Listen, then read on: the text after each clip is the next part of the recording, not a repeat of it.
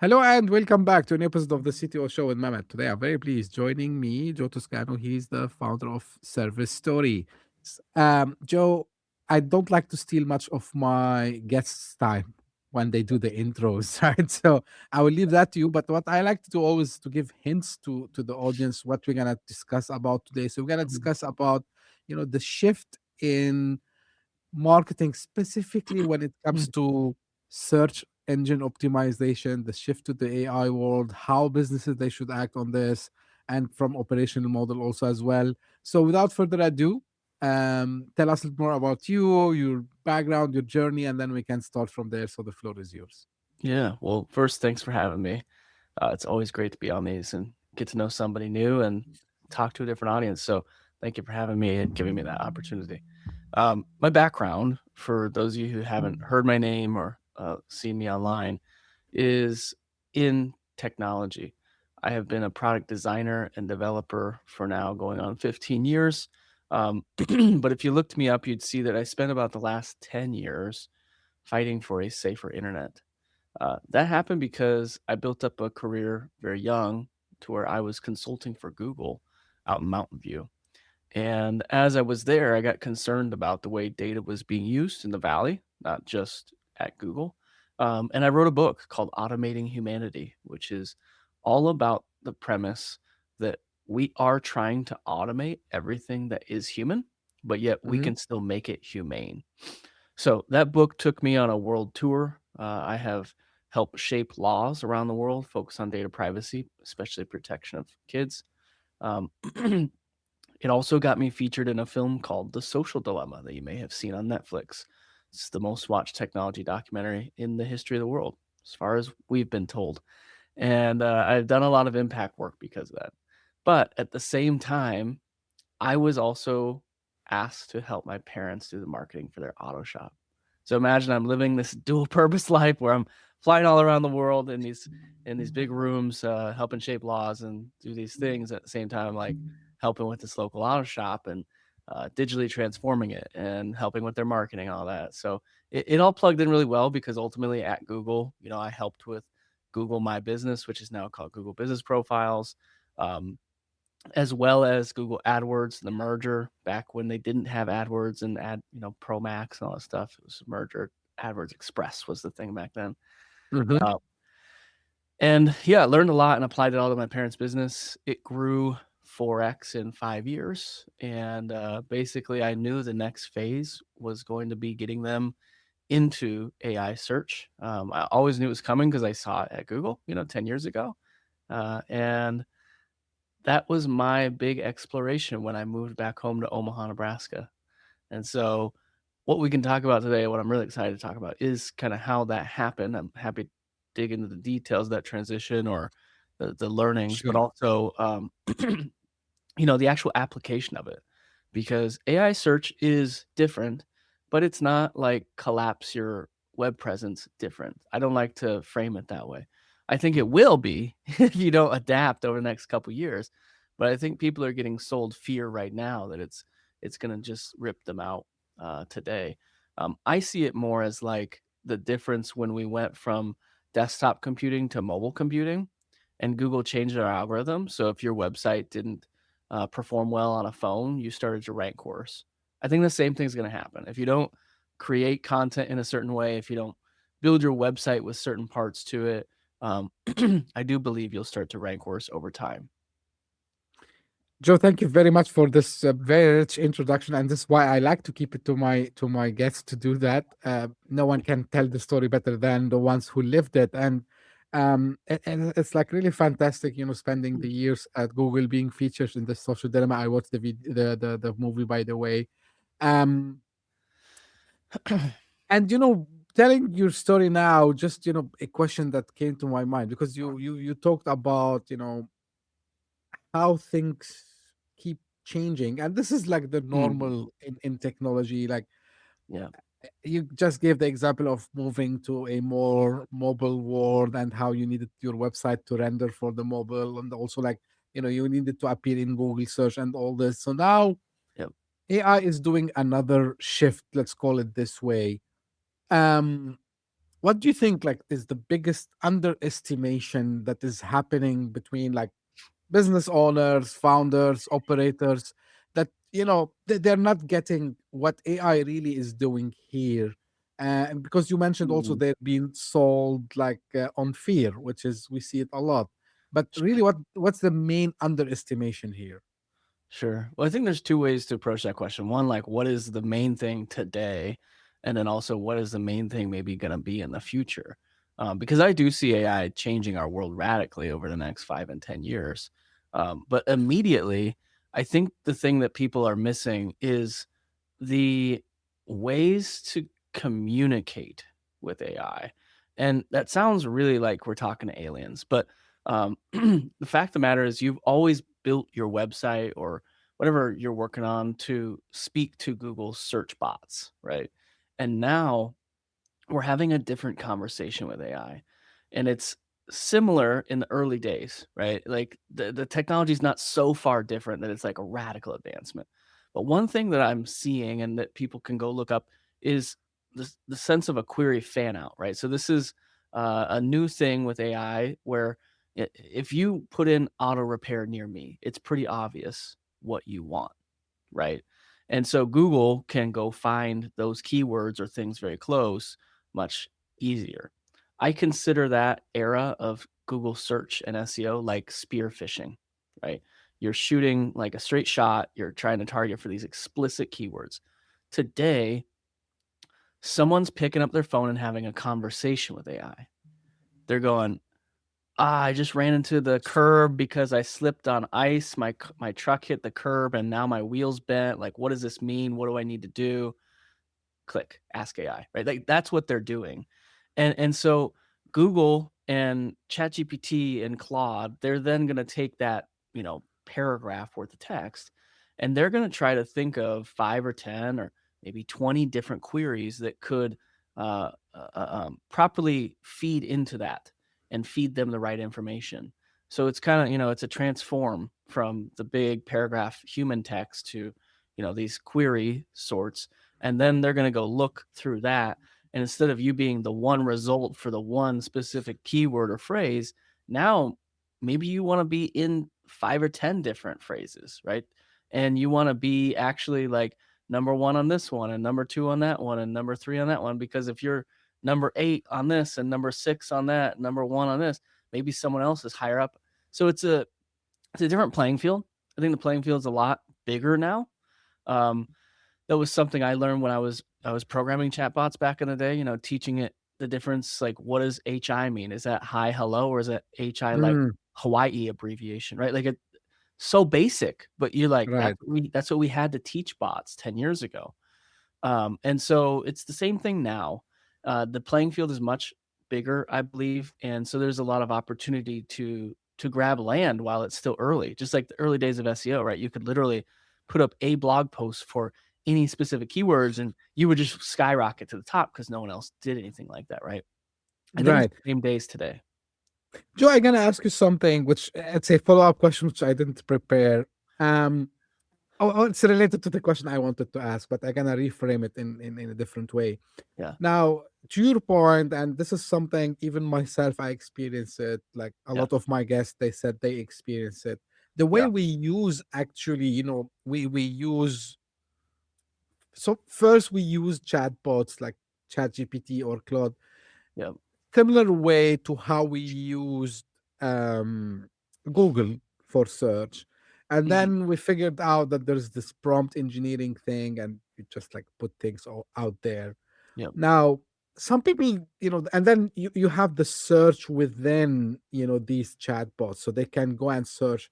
So someone might say, hey, like, is it really a shift happening there to SEO? Because actually, the bot that ChatGPT or like Claude, they're gonna go and do a query inside Google, or I don't know if they use anything else, but I'm sure. sure the majority they still use Google, and they're gonna be applying the same methodologies of search engine optimization to that.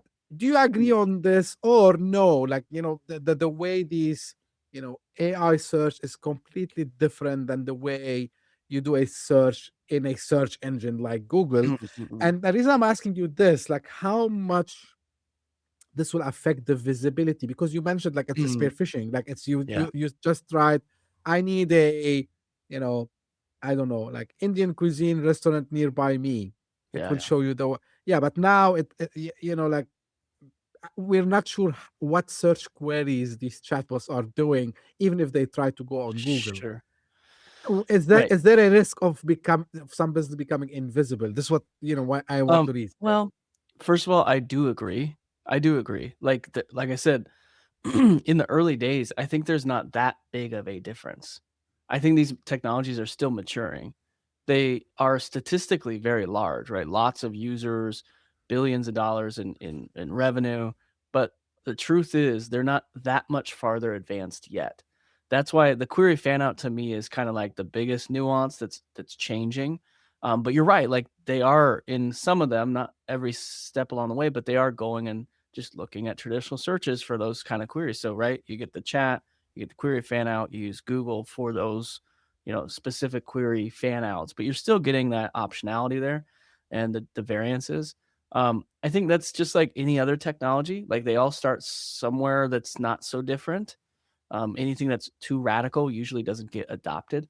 Um, and in addition to it, like there's years, 25, almost 30 years of precedence of Google's success. So like, why would you rip it out and try to rebuild it, right?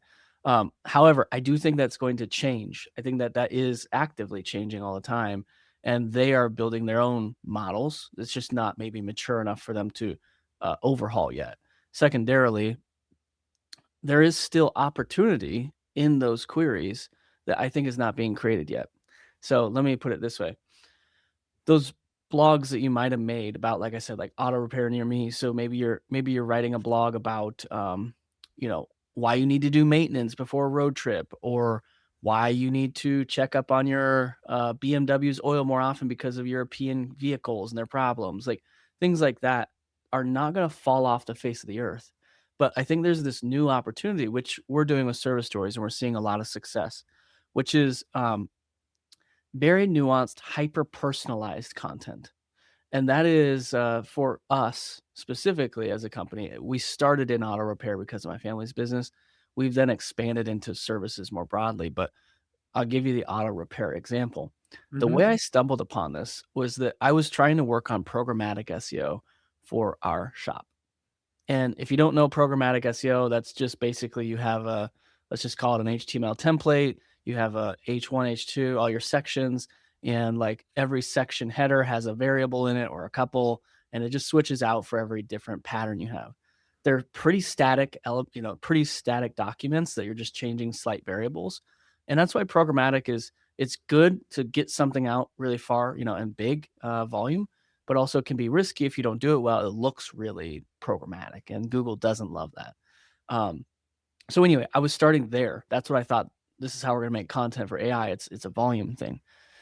And then what I noticed, what I was watching day to day, is every day my service writers, that's the people at the front desk who help you when you come in about a car problem. Um, they go out, they look at somebody's car, they ask that person, like, what are you smelling? What are you feeling? What are you hearing? Then my guys go test drive it. They take those notes.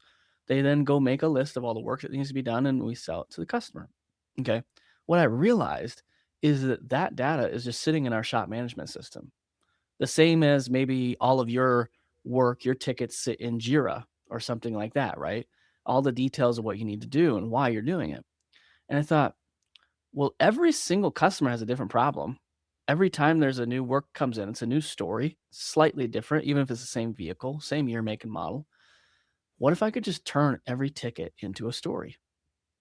And that's how we created service stories. That's the pattern. But imagine that we're now doing programmatic, but it's not programmed, right? It's programmatic in the sense we're getting large volume, we're getting different keywords, we're getting all these different conversations. Literally, I have customer conversations and notes in there, right?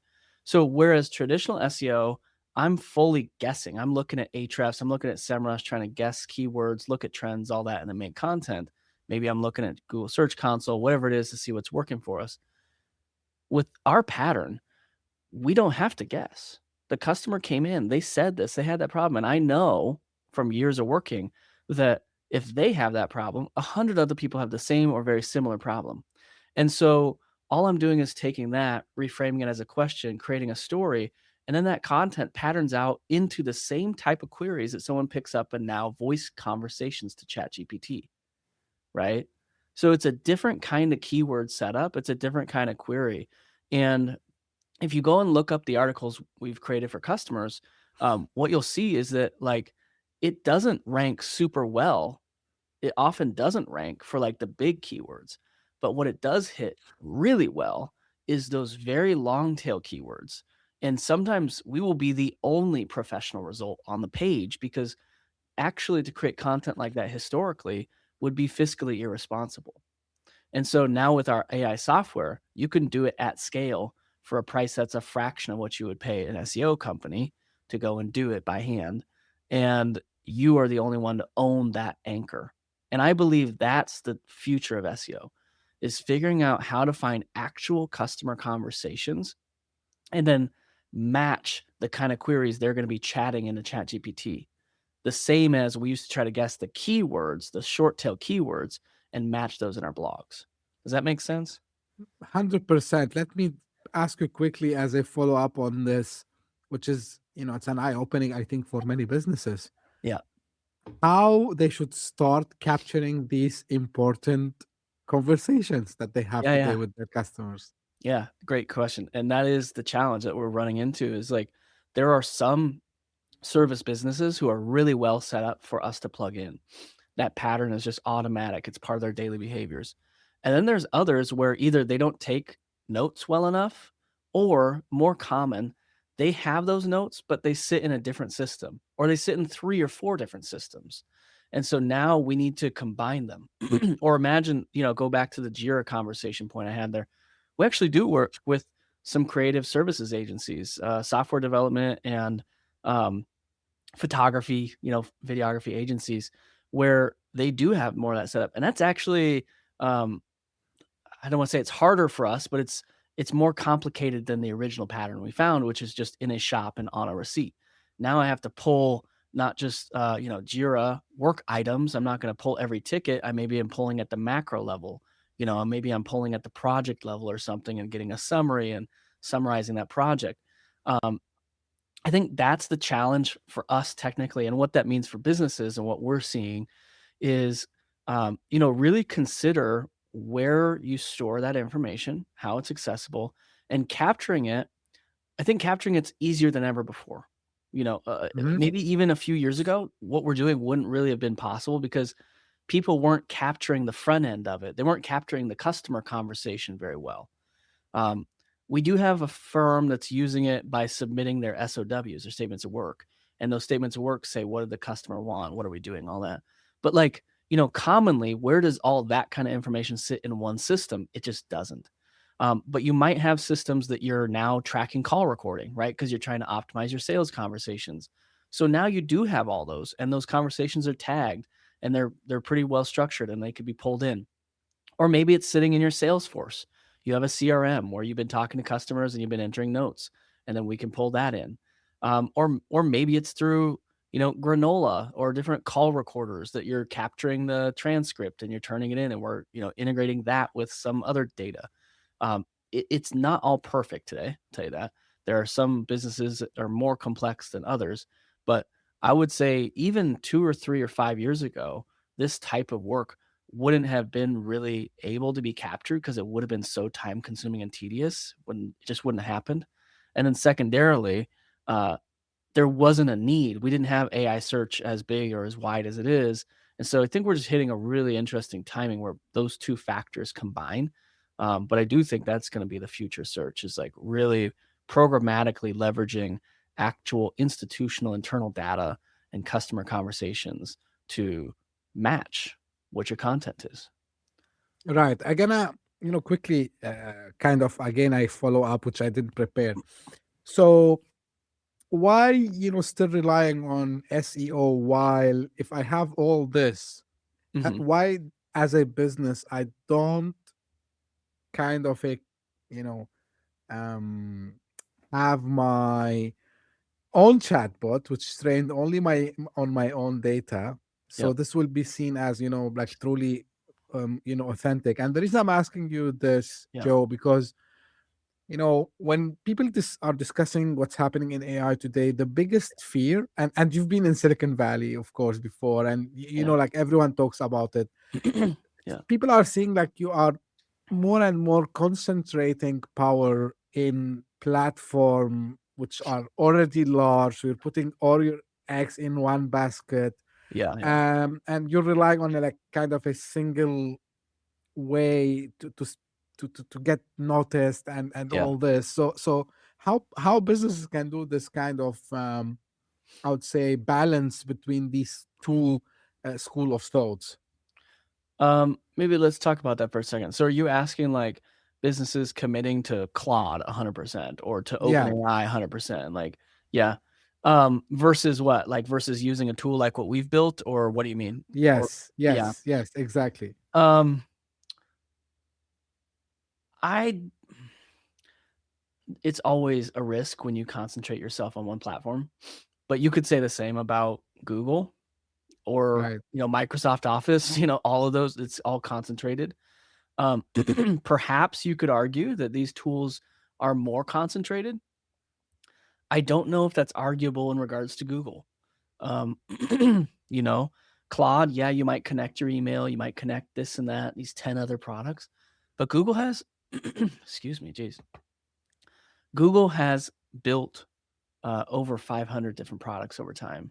And just Google, search, Gmail, Maps, YouTube, Google Business Profiles.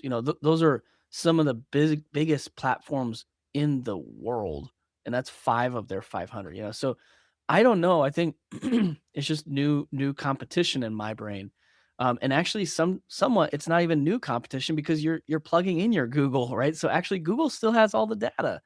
You're just now connecting it in a different way, and you have like this middleware that sits and helps you manage it all. So, is it a complication? Is it a problem? Sure, I do think that that's problematic. But in the large language model sense and in the big platform sense, I don't know that there's a lot of optionality. There's not a lot of choice. I do think that will change over time. I Hmm. also believe there will be I fundamentally believe there will be a world of SMB softwares that are going to come out in the future, like competitors to Google or to others where they don't have a billion users. They have, 500 or 1,000 users, and they're a sustainable business and they pay their bills, and they're profitable, but they're not out to make $1 billion. Just like, my family's auto shop came into automotive in 2002. Cars have been around for 70 years or more, and it's kind of crazy to think about that, right? It's like they just came into a market that was well saturated, plenty of competition, but they stood up and they've been around for 25 years. Um, I think the same can be said for software in the future now with these tools. And so I see the concentration of power today. I have a feeling it will diffuse in the future. Large Hmm. language models are good for a lot of things, but I think you're seeing people now start to build small language models. Hmm. And with the capabilities of AI, I think it's very realistic to manage a software that's very niche, maybe even very hyper local, and sustained by 3 to 5 people, and really powerful and useful for its users. So I don't know. I've thought about that a lot as I've gone through my journey and tried to fight and push back on big tech. Um, I don't know that there will ever be a world where they just fall off the earth.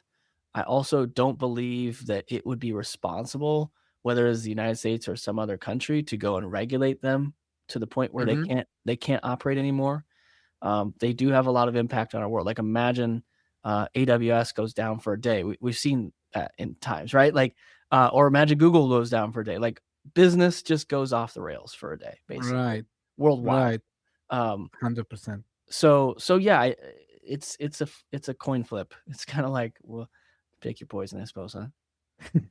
Absolutely. Joe, one thing I want to go back to the way how AI, these LLMs, they choose, the right thing to put in front of us. Yeah. Um, so it's like not above the page rank anymore. It's like, Mm. you know, trying to determine who gets, seated, right? And Yeah.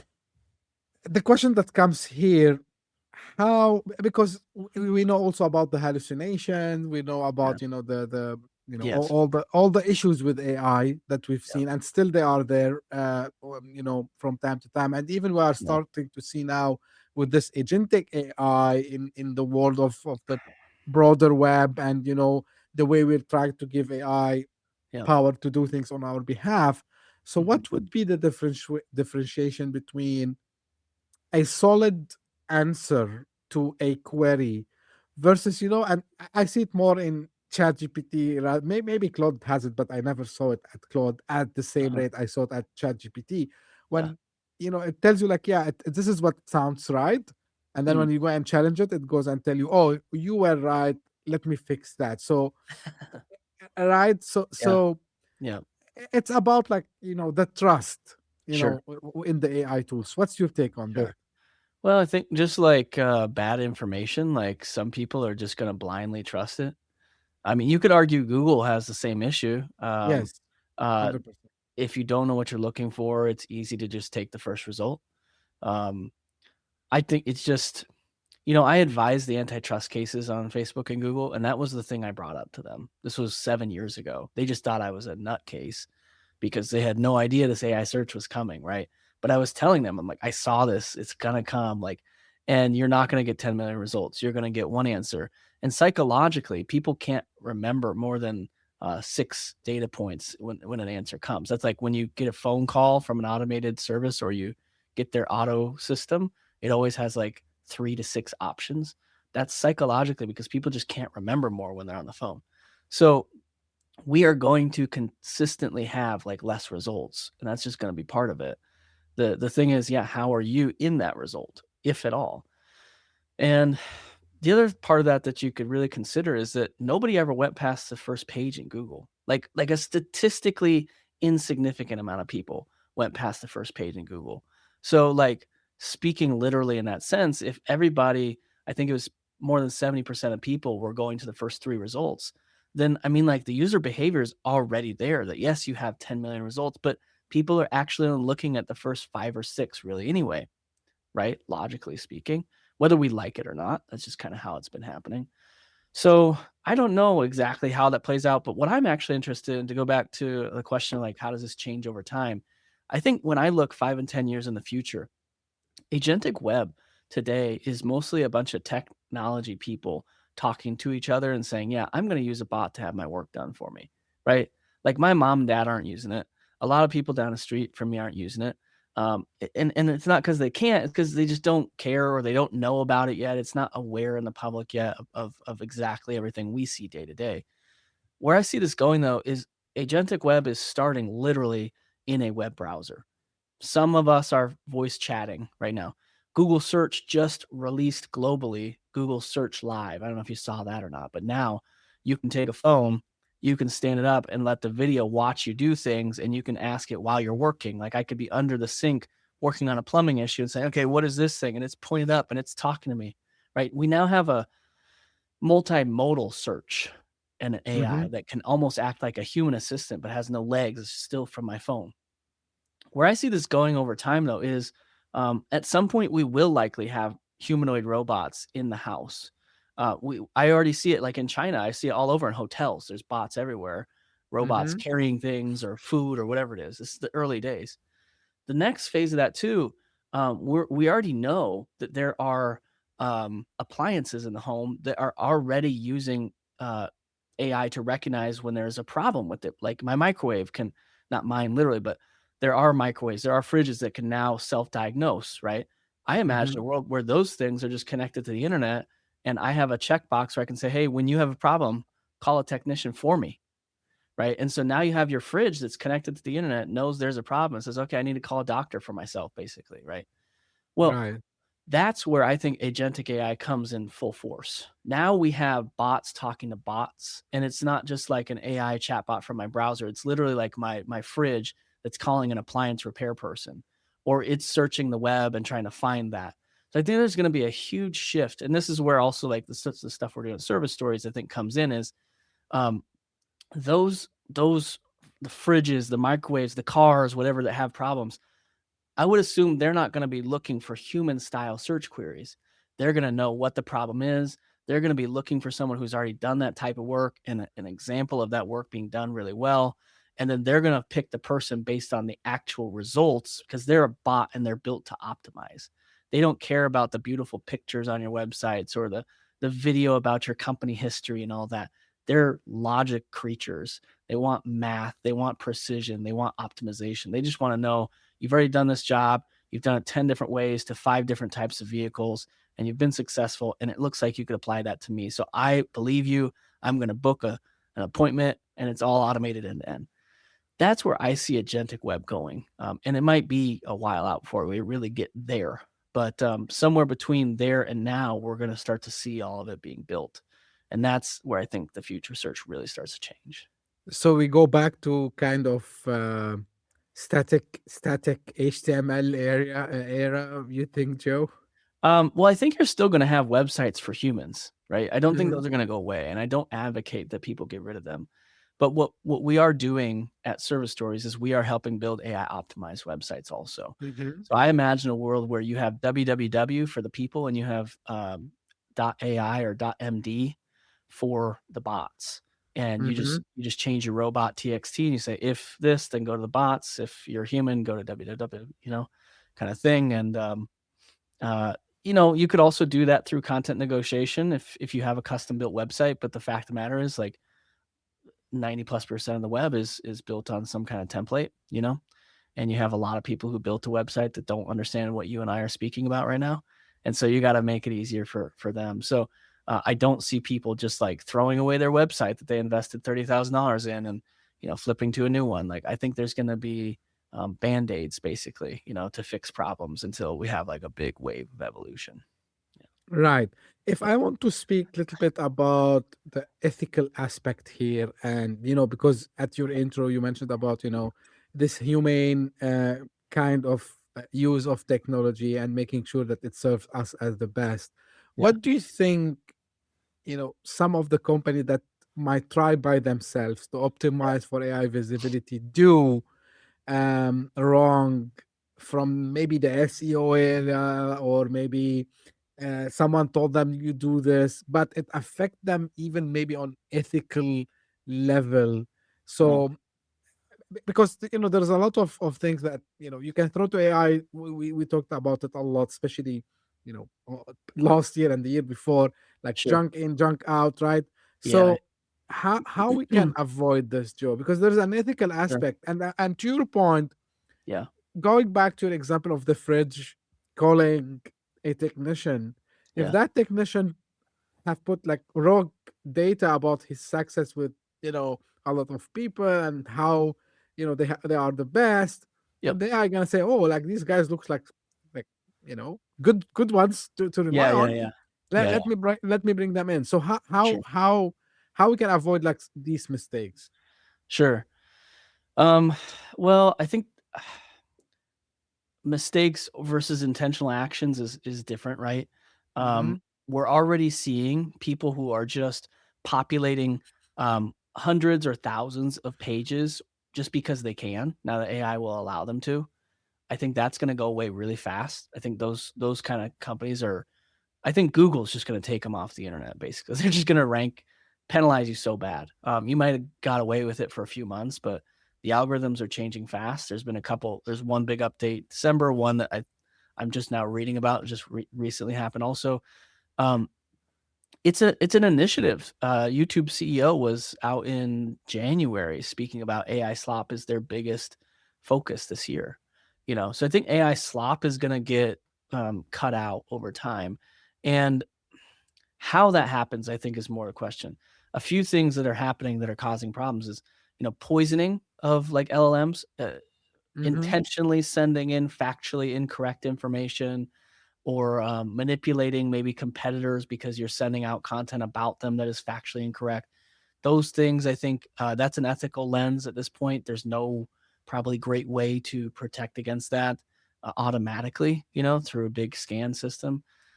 There's also prompt injecting that you're seeing where people are putting in malicious code or malicious prompts. It's not even code, right? It's like, and that's what kind of Right. makes it more dangerous than anything is you don't even have to know how to program now to make malicious prompts.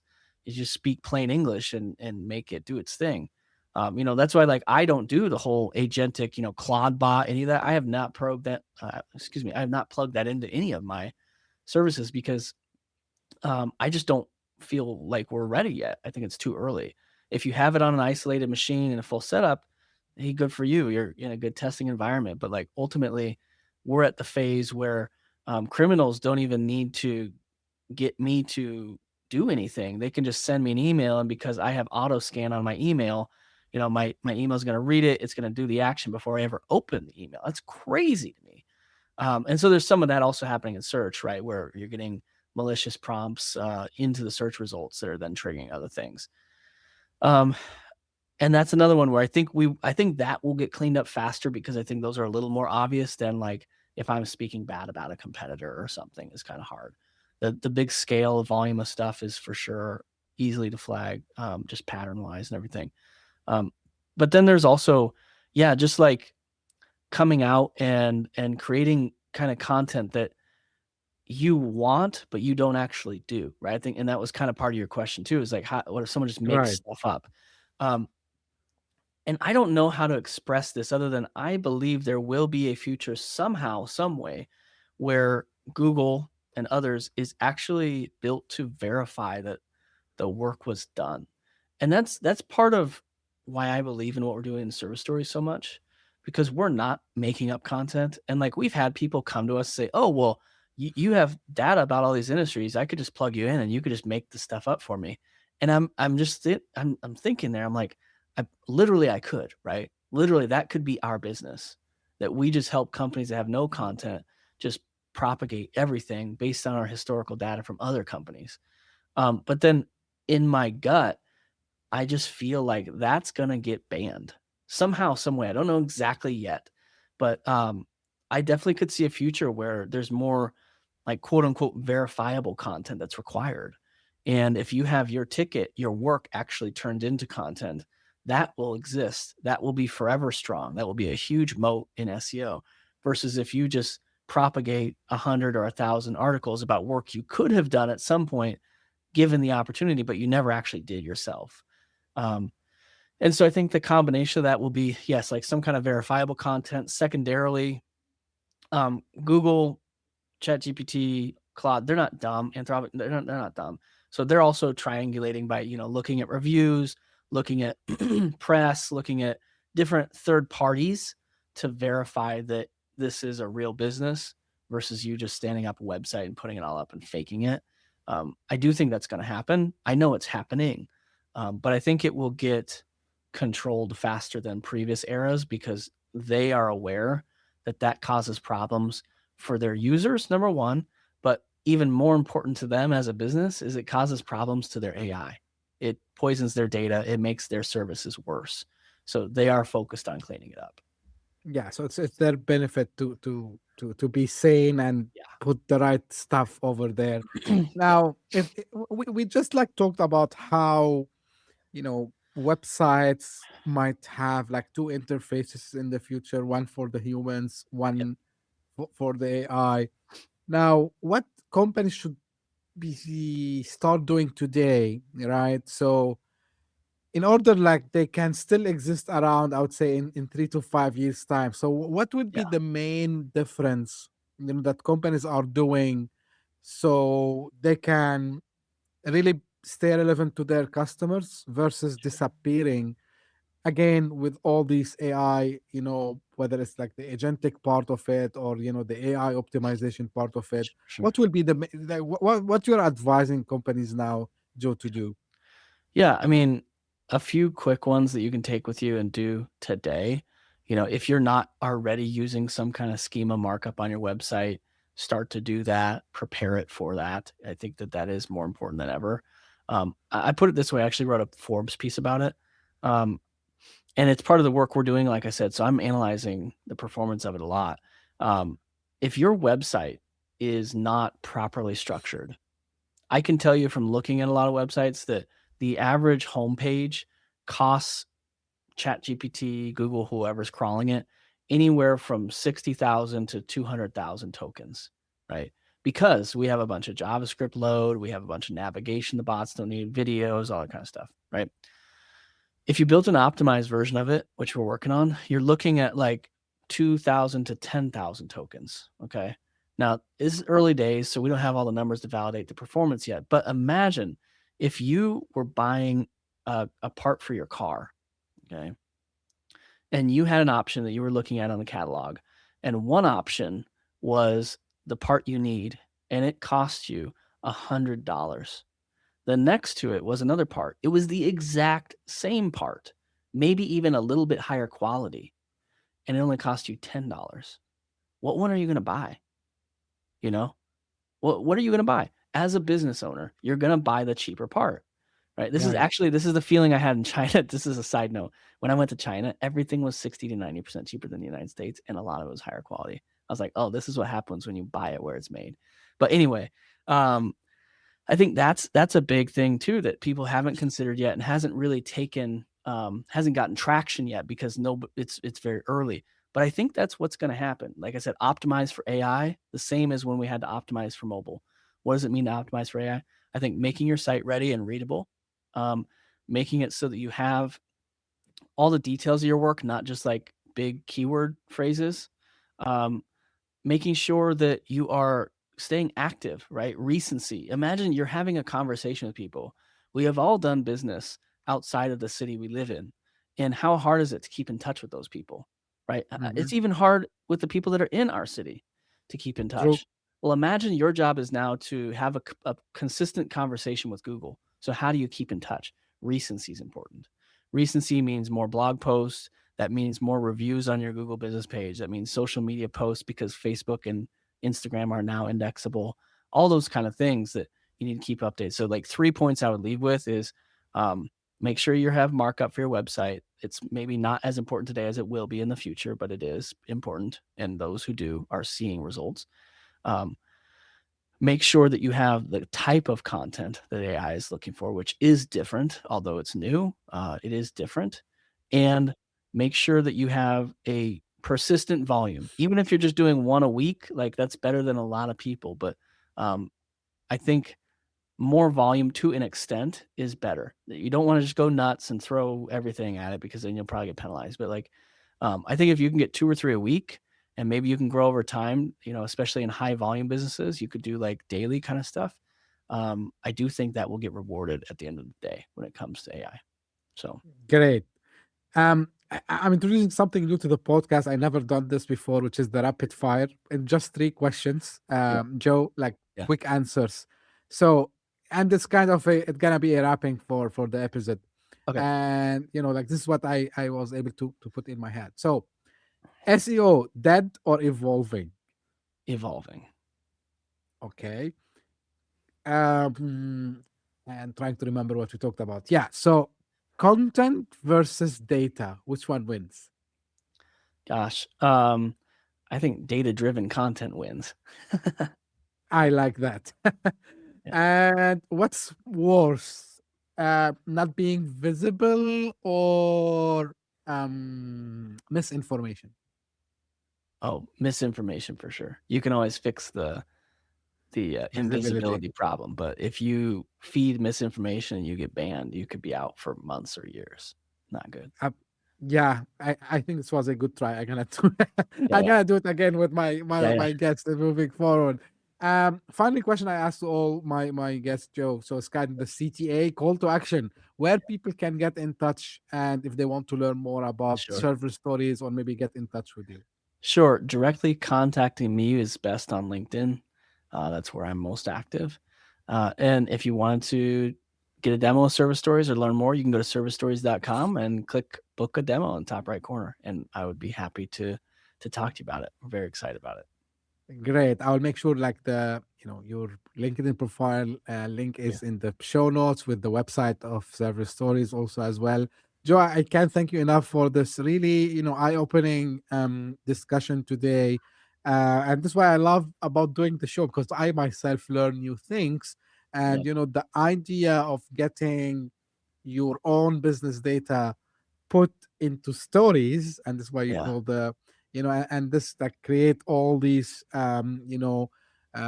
content from it, and making it something authentic for people to come and find you. This is it was an eye opening for me.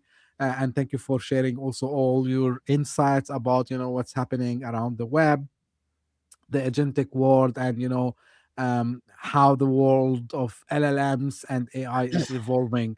And this is how I end my episodes. This is for the audience. If you just discovered this podcast by luck, thank you for passing by. We're trying to grow as much as possible, so please share it with your friends and colleagues, and also subscribe. And if you are one of the people who keeps coming again and again, thank you very much for the support, for loyalty. Without you, I repeat this at the end of each episode, I know this, but I need to thank everyone who's referring other people to the podcast. And because of this, since last year, since 2025, every week we keep changing countries. So every week I see the podcast is ranking in the Apple top 200 podcast chart in one of the Okay. countries around the world. And the good news is we keep changing, so we keep visiting new countries every week. So at the time of this recording, 31st of March, we were in Slovakia, we were in Tanzania, and we were in Cayman Islands. So maybe who knows next week where we will be. So thank you very much for tuning in, and see you very soon in a new episode.